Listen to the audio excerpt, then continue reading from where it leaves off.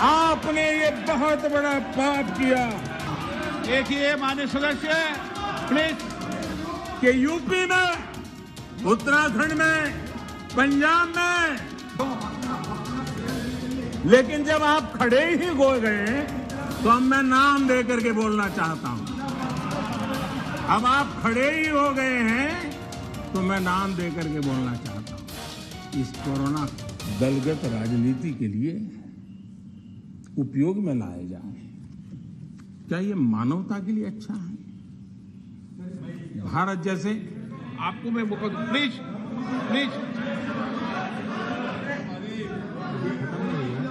माननीय अध्यक्ष जी, मैंने प्लीज अधीर रंजन जी आपको पर्याप्त समय माननीय अध्यक्ष जी,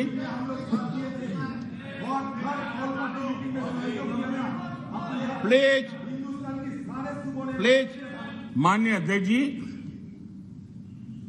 मैंने तो किसी का नाम नहीं दिया।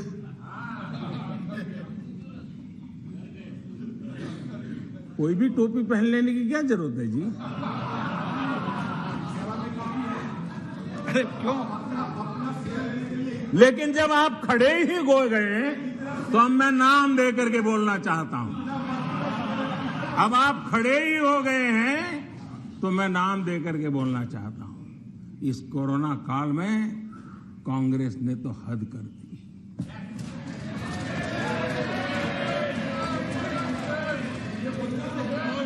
पहली लहर के दौरान, मौका दूंगा आपको प्लीज।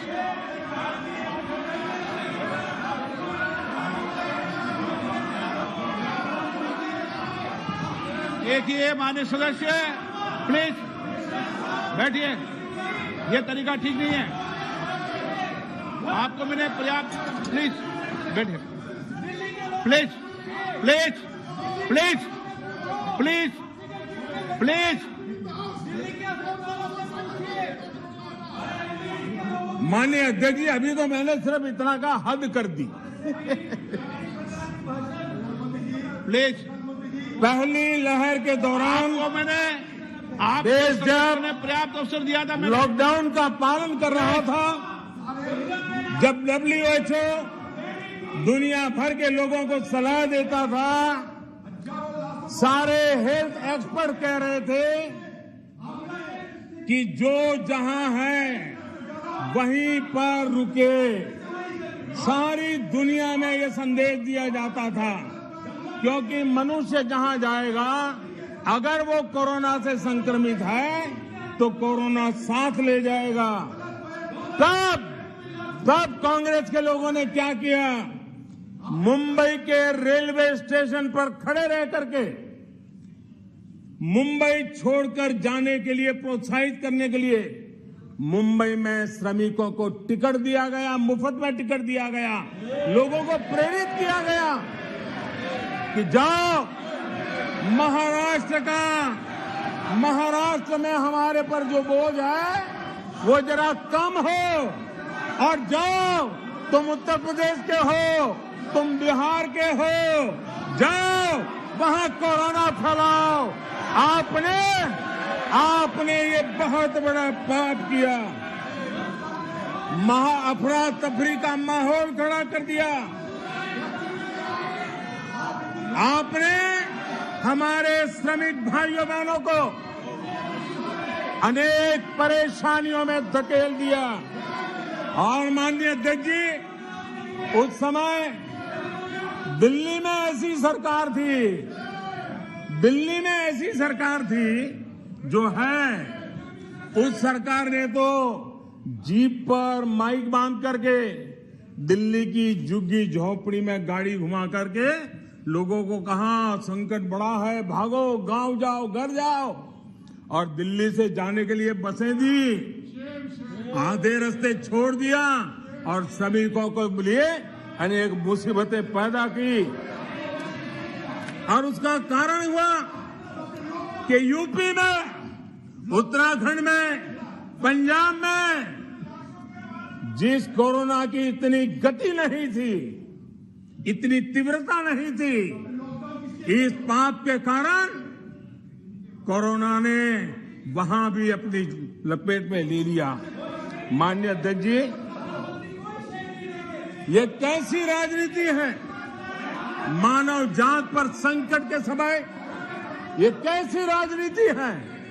ये दलगत राजनीति कब तक चलेगी? आदरणीय अध्यक्ष जी, कांग्रेस के इस आचरण से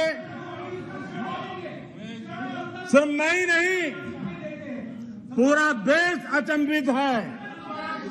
2 साल से देश 100 साल के सबसे बड़े संकट से मुकाबला जूझ कर रहा है।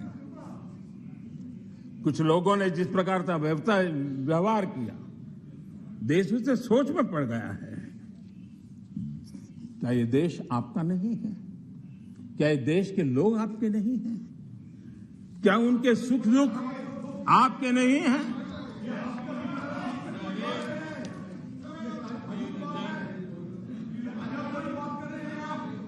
इतनी बड़ी संकट आया, कई राजनीतिक दल के नेता जरा आत्मनिरीक्षण करें।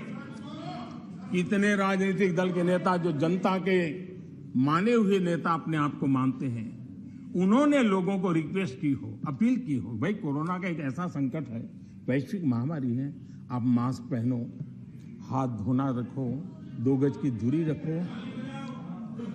कितने नेता हैं? क्या ये बार बार देश की जनता को अगर कहते